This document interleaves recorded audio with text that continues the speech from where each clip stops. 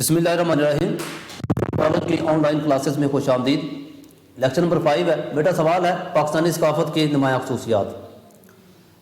جیسے کہ پہلے لیکچر میں نے آپ کو کچھ بتایا تھا کہ پاکستانی ثقافت کی نمایاں خصوصیات اور قدیم وادی سندھ کی خصوصیات میں واضح فرق ہے۔ جب آپ نے لکھنا ہے تو اس کو مکس نہیں کرنا، وہ 5000 سال پہلے کی بات کرنی ہے اور یہ پاکستان کی ثقافت کی نمایاں خصوصیات، یہ ایک اور سوال ہے۔ تو اس میں پاکستانی ثقافت کے بارے میں بات کی گئی ہے کہ پاکستان کے کس علاقے میں کون سی ثقافت ہے، پھر مل جل کر یہ پاکستانی ثقافت ایک مخلوط ثقافت ہے۔ تو کیونکہ مختلف علاقوں سے آنے والے لوگ یہاں پر آباد ہوئے اور وہ اپنے ساتھ اپنی ثقافت لے آئے اور مل کر پاکستان میں کون سی ثقافت ہے، تو اس کے بارے میں آج ہم ذکر کریں گے۔ پاکستانی ثقافت پر اسلام کے واضح چھاپ ہے۔ آج کے پاکستان کی طرز زندگی، خوراک، لباس، مذہب، رجحانات، فنون اور دیگر پہلو گزشتہ ہزاروں سال کے اثرات قبول کرتے ہوئے دکھائی دیتے ہیں۔ پاکستانی ثقافت کی نمایاں خصوصیات درج ذیل ہیں۔ وہ کون سی؟ سب سے پہلے مخلوط ثقافت۔ پاکستانی علاقوں میں آ کر بسنے والے لوگ دنیا کے مختلف علاقوں سے آئے۔ ان میں ایرانی، وسطی ایشیائی، تورانی، عربی، یونانی، عراقی اور یورپی شامل تھے، جو کہ گروہ میں آئے اور اپنے ہمراہ اپنی روایات، رسوم، تہوار، لباس، خوراک اور زندگی گزارنے کے انداز لے کر آئے۔ ان گروہوں نے ایک دوسرے پر اثر ڈالا اور ایک ملی جلی ثقافت ابھر آئی۔ اب مخلوط ثقافت سے مراد آپ سمجھ چکے ہیں کہ مختلف علاقوں سے رہنے والے لوگ جب اس میں آئے تو اس میں مختلف ثقافتیں تھیں، لیکن اس میں اسلام کی واضح چھاپ ہے، مذہبی ہمانگی۔ اب چاہے وہ لوگ مختلف علاقوں میں رہنے والے ہیں، لیکن مذہب ہمارا ایک ہے، مذہب اسلام ہے، اور اس کے تابع وہ ساری ثقافت ہیں۔ قدیم مقامی باشندے اپنی جداگانہ مذہبی اصولوں پر کاربند تھے۔ مظاہر فطرت میں بھی پرستش کی جاتی تھی، لیکن برصغیر میں مسلمانوں کے اقتدار کے دور میں پاکستانی علاقے میں اسلام کو بہت زیادہ فروغ حاصل ہوا۔ بزرگان دین نے اسلام پھیلایا۔ حضرت داتا گنج بخش، علی حجویری، حضرت فرید الدین گنج شکر، حضرت بہاؤالدین ذکریہ ملتانی، ایسے ہی بہت سے علماء اکرام نے مقامی آبادی کو اسلامی تعلیم دی، تو بہت سے لوگوں نے اسلام قبول کیا۔ موجودہ دور میں مذہبی ہمانگی پائی جاتی ہے۔ علاقائی، صوبائی، لاسانی، نسلی اور دیگر بنیادیں موجود ہیں، لیکن پاکستان کی اہم ترین پہچان اسلام ہے۔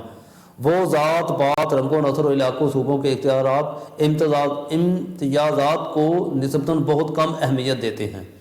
یعنی کہ ہر علاقے کی ایک ثقافت ہے، لیکن اس میں سب میں جو سیم ہے وہ اسلام ہے، اسلام کی چھاپ ہے۔ اس لیے مخلوط ثقافت جو ہے اس میں مذہبی ہمانگی لازمی پائی جاتی ہے۔ پاکستان میں مذہبی ہمانگی کے ساتھ ساتھ مذہبی رواداری بھی موجود ہے، کیونکہ مسلم اکثریت کے ہمراہ چھوٹی چھوٹی کئی اقلیتیں بھی پاکستان میں بسی ہیں۔ عیسائی، ہندو اور پارسی وغیرہ اپنے اپنے مذہبی اعتقادات کے مطابق زندگی گزار رہے ہیں۔ پاکستان کا دستور اقلیتوں کو مکمل تحفظ دیتا ہے، جو قومی دھارے میں پوری طرح شریک ہیں اور کاروبار، ملازمتوں کے دروازے ان کے لیے یکساں کھلے ہیں۔ لباس۔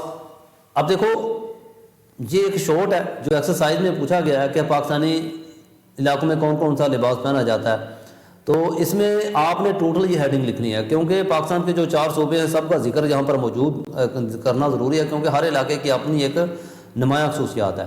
پاکستانی عوام کے لباس میں بڑا تنوع ہے، فرق ہے۔ ہر صوبے اور علاقے کے لوگ اپنی روایات کے مطابق لباس زیبتن کرتے ہیں۔ دیہی اور شہری علاقوں میں مختلف لباس پہنے جاتے ہیں۔ پاکستان کے لباس موسمی اور مذہبی ضرورتوں کے پیش نظر تیار کیے جاتے ہیں۔ سر پر ٹوپی پہننا یا پگڑی باندھنا پسند کیا جاتا ہے، دونوں موسمی شدت سے بچاتی ہیں۔ دیہی علاقوں میں مرد دھوتی، کرتا اور پگڑی استعمال کرتے ہیں۔ اب شلوار کا رواج بھی بڑھتا جا رہا ہے۔ عورتیں دوپٹہ، شلوار اور کرتا پسند کرتی ہیں۔ شہری علاقوں میں شلوار قمیض، پینٹ کوٹ، شیروانی اور واسکٹ وغیرہ کا رواج ہے۔ شہری ماحول پر مغربی لباس کا اثر نمایاں نظر آتا ہے۔ صوبہ خیبر پختونخوا اور صوبہ بلوچستان اور صوبہ سندھ میں بڑے گھیرے والی شلوار پہنی جاتی ہے۔ پاکستان کے طول و عرض میں لباس کو پردے کے تقاضوں کے مطابق تیار کیا جاتا ہے۔ عورتیں کڑھائی والا لباس پہننا پسند کرتی ہیں۔ شادی کے موقع پر دلہن کا لباس بڑا ہی خوبصورت تیار کروایا جاتا ہے۔ تو اب یہ لباس کا ہر صوبے میں اس کا تذکرہ کیا گیا ہے کہ مختلف صوبے میں اس کا مختلف اس میں تنوع، جیسا کہ انہوں نے پہلے بات کیا کہ فرق ہے، تو اس لیے ٹوٹل ہی آپ نے یہ شارٹ میں بتانا ہے۔ لانگ سوال کی 4 ہیڈنگ ہے معاشرتی قدریں، کہ معاشرے میں رہنے کی جو قدریں ہیں وہ اسلام کے مطابق ہیں، اس لیے اس میں فرق ہے لیکن اسلام کے تابع ہیں۔ پاکستان کے تمام علاقوں اور صوبوں میں اعلیٰ اور منفرد قدریں پائی جاتی ہیں۔ زندگی سادہ اور پروقار ہوتی ہے، بزرگوں کا احترام کیا جاتا ہے، چھوٹوں سے محبت کرنے کا رواج ہے، بے آسرا، ضرورت مند اور غریب افراد کی ضرورتیں پوری کرنے کے لیے زکوٰۃ اور صدقات وغیرہ کا نظام سرکاری اور نیم یعنی کہ جو غیر سرکاری ہیں دونوں سطحوں پر قائم ہے۔ خواتین کو عزت و احترام کی نگاہ سے دیکھا جاتا ہے، لوگ ایک دوسرے کے دکھوں، غموں، خوشیوں اور مسرتوں میں شریک ہوتے ہیں، مسائل کو مل جل کر اور صلاح مشورے سے حل کیا جاتا ہے۔ دیہی علاقوں میں بزرگوں پر مشتمل پنچایتیں بہت سے تنازعات کو مقامی سطح پر حل کر لیتی ہیں۔ دیہی معاشرہ بالخصوص اعلیٰ روایات سے مزین ہے۔ تو اس میں معاشرے کی جو قدریں ہیں وہ واضح ہیں۔ اب غذائیں، یہ بھی ایک شارٹ ہے کہ پاکستان کے علاقے میں کون کون سی غذائیں پسند کی جاتی ہیں۔ تو پہلے شارٹ کی طرح اس میں بھی تقریباً ہر علاقے کی غذا کا فرق ہے۔ تو آپ پاکستان کے جو چاروں صوبے ہیں اور جو قبائلی علاقے ہیں اس کا ذکر یہاں پر ملے گا، اس لیے یہ ٹوٹل ہی ہیڈنگ لکھنا ضروری ہے۔ پاکستان کے علاقوں میں مختلف اشیاء خوردنی پسند کی جاتی ہیں۔ پنجاب اور سندھ میں سبزیاں، دالیں، گوشت اور چاول بہت مرغوب ہیں۔ خیبر پختونخوا اور بلوچستان میں گوشت اور خشک تازہ پھلوں کی فوقیت دی جاتی ہے۔ گندم، جو اور چاول کھانے میں خصوصی طور پر استعمال ہوتے ہیں۔ سمندری ساحل کے قریب رہنے والوں کو مچھلی بہت پسند ہے۔ پنجاب میں دودھ، لسی، خیبر پختونخوا اور بلوچستان میں کافہ پسند کیا جاتا ہے۔ سنجی اور کڑائی کی گوشت نصف صدی پہلے خیبر پختونخوا اور شمالی پنجاب تک محدود تھیں، اب پشاور سے کوئٹہ، کراچی اور کوئٹہ تک برابر پسند کی جاتی ہے۔ خوراک کے معاملے میں پسند اور ترجیحات بدل رہی ہیں۔ پاکستانی لوگوں کو مرغوب غذا گوشت ہے۔ مہمانوں کی آمد اور شادی بیاہ کے موقعوں پر دعوتیں اعلیٰ قسم کے کھانوں سے سجائی جاتی ہیں۔ تو یہ پاکستان کی غذائیں ہیں۔ اس کے بعد ہے رسم و رواج۔ رسم و رواج کی مختلف انہوں نے ہیڈنگ بتا دی ہیں کہ رسم و رواج شادی بیاہ کی رسم و رواج ہیں، بچوں کی پیدائش ہیں، اموات کی رسمیں ہیں۔ تو اب ہم رسم و رواج کی پہلی ہیڈنگ کی بات کرتے ہیں، وہ ہے شادی کی رسمیں۔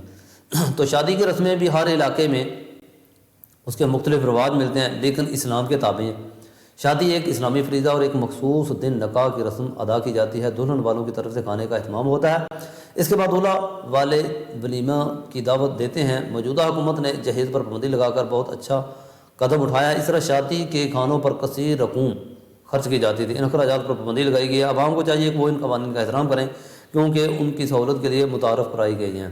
تو کیونکہ اس کی وجہ سے یہ ایک علاقے کی بات ہے کہ ہمارے پاکستان کے علاقوں میں یہاں پر اس کا بہت زیادہ کثیر رقم خرچ کی جاتی تھی، جس میں غریب لوگ جو ہیں وہ بھی اپنے سے زیادہ کرنے کی کوشش کرتے تھے، جس کی وجہ سے گھریلو مسائل پیدا ہوتے تھے، یا بچیوں کی شادی کے مسائل میں ان کے جو ہے وہ جہیز دینا ایک آڑے آ جاتا تھا۔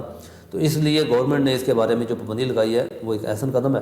بچوں کی پیدائش کے فوراً بعد بچے کے کان میں اذان دی جاتی ہے تاکہ اللہ تعالیٰ کا فضل شامل حل رہے۔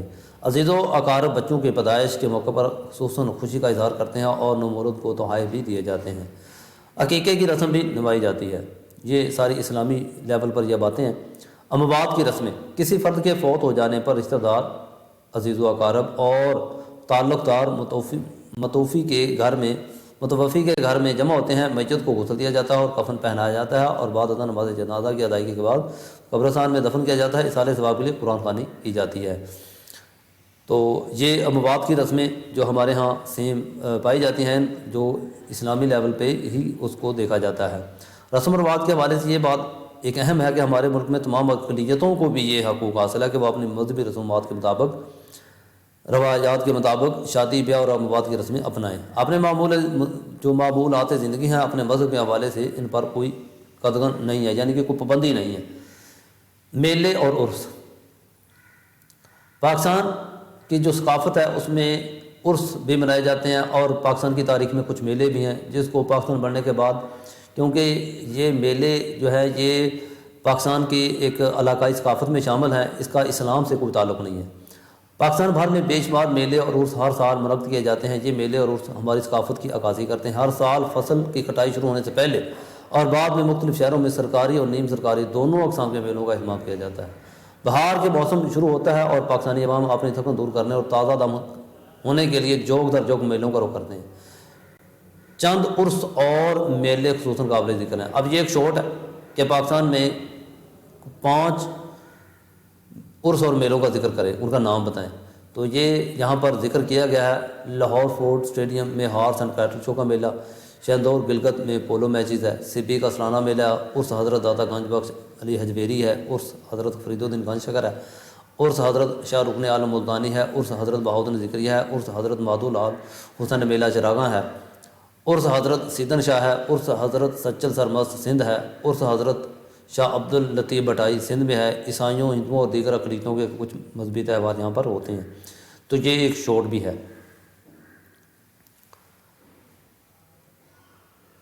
اب اس میں کھیل ہیں، کھیل بھی ہماری ثقافت کا ایک حصہ ہے کہ پاکستان میں مختلف روایتی اور جدید کھیلوں کے مقابلے بھی کروائے جاتے ہیں۔ پاکستان کی کرکٹ اور ہاکی اسکواش کی ٹیمیں دنیا بھر میں مشہور ہیں۔ ان کھیلوں کے ٹورنامنٹ ضلعی، ڈویژنل، صوبائی اور ملکی سطح پر منعقد کروائے جاتے ہیں۔ پاکستان میں پہلوانی کا فن بھی درجہ کا بھی وجہ شہرت ہے۔ پاکستان کے رستم زماں گاما جیسے پہلوانوں نے ملک کا نام پوری دنیا میں روشن کیا۔ گوجرانوالا اور لاہور میں بالخصوص اکھاڑے ہیں، یہاں پہلوان کثرت کرتے ہوئے دکھائی دیتے ہیں۔ گلگت اور شمالی علاقوں میں پولو کا کھیل بے حد مقبول ہے اور 2000 سال سے کھیلا جا رہا ہے۔ اب ملا جلا رجحان ہے کہ پاکستان کے مختلف فنون ہیں، فن تعمیر ہے، دستکاریاں ہیں، فن مصوری اور خطاطی ہے اور تہوار ہیں۔ اب اس میں جو مختلف فنون ہیں اس میں فن تعمیر جو پاکستان میں ہے، پاکستان کی تخلیق کے بعد کراچی میں مزار، قائد اعظم لاہور میں الفلاح بینک اور وابڈا ہاؤس، اسلام آباد میں فیصل مسجد اور شکر بڑیاں کی پہاڑی تفریح گاہیں تعمیر کی گئی ہیں۔ اپنی تاریخی اور جدید عمارات کی وجہ سے پاکستان غیر ملکی سیاحوں کے لیے پرکشش رکھتا ہے۔ دستکاریاں، پاکستان میں دستکاریاں منفرد اور اچھوتے فن کے کمال کا اظہار ہیں۔ مرد و زن دستکاری کا کام کرتے ہیں جن کی بنائی ہوئی چیزیں دوسرے ممالک میں بہت پسند کی جاتی ہیں۔ مثلاً چنیوٹ اور گجرات کا بنا ہوا لکڑی کا فرنیچر بہت مشہور ہے۔ ملتان کی بیڈ شیٹ یعنی کہ بستروں کی جو چادریں ہیں اون کی چھال کے بنے ہوئے لیمپ بہت پسند کیے جاتے ہیں۔ کمالیہ کا کھدر، گگڑ کی دریاں، بیرا کے کھیس، آزاد کشمیر کی شالیں، گلگت کی کڑھائی کی پٹیاں، بہاولپور ڈیرہ غازی خان کے کڑھائی کے کام بہت نفیس ہیں جن کو پسند کیا جاتا ہے۔ ٹیکسلا میں سنگ مرمر کی مصنوعات اپنی مثالات ہیں۔ چوڑیاں، اجرک، بلاک پرنٹنگ کے لیے حیدرآباد مشہور، کھیلوں کے سامان اور سرجیکل آلات کے علاوہ سیالکوٹ اور چوڑیوں کانٹوں کے لیے وزیر آباد بہت مشہور ہے۔ مصوری اور خطاطی، پاکستان میں مصوری کا فن بڑا منفرد اور ملک کی شناخت سمجھا جاتا ہے۔ کلاسیکل اور جدید مصوری کے انتہائی عمدہ نمونے اہل ذوق سے بے پناہ وصول کیے جاتے ہیں۔ خطاطی کے فن میں پاکستان کے نامور خطاطوں نے بے شمار شاہکار تخلیقیت تاج الدین۔ اب یہ ایک شوٹ بھی ہو سکتا ہے، بعض اوقات یہ ایک ایکسٹرا شوٹ ہے کہ جو مصوری میں جن کا جو زیادہ اہم نام ہے وہ لکھیں تو اس کے نام تاج الدین، زریں رقم، سید نفیس الحسینی، نفیس رقم، عبد المجید پروین رقم، یوسف صدیدی اور یوفی عبد الرشید لاہوری وغیرہ نام جو ہیں وہ خطاطوں کے فن پاروں کے حوالے سے بطور مثال پیش کیے جاتے ہیں۔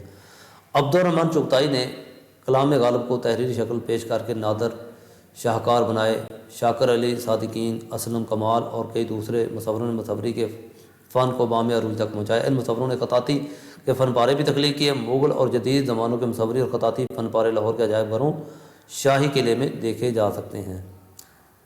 اور یہ ایک شوٹ آ گیا کہ تہوار پاکستان میں کون کون سے اسلامی تہوار منائے جاتے ہیں، تو اس میں آپ نے تہوار جو ہیں وہ اسلامی تہوار یہاں پر لکھا گیا ہے: عید فطر، عید الاضحیٰ، عید میلاد النبی، یوم عاشوراء، شب معراج اور شب برات وغیرہ جو ہیں بڑے جوش و خروش سے منائے جاتے ہیں۔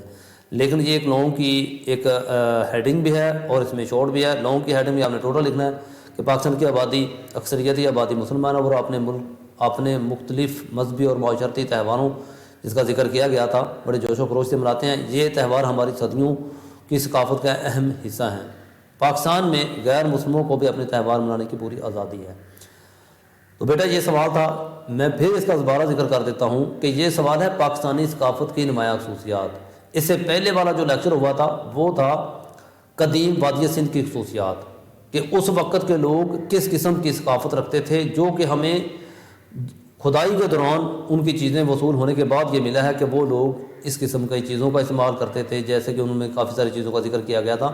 تو یہ پاکستانی ثقافت جو آج موجود ہے پاکستان میں اور پاکستان کے مختلف علاقوں میں جو مختلف پائی جاتی ہے اس کے بارے میں ہم نے تذکرہ کیا ہے۔ اس میں جو شوٹ ہیں وہ بھی میں نے آپ کو بتا دیے ہیں۔ آج کے لیکچر کے لیے اتنا ہی ہے۔ اللہ حافظ، تھینک یو۔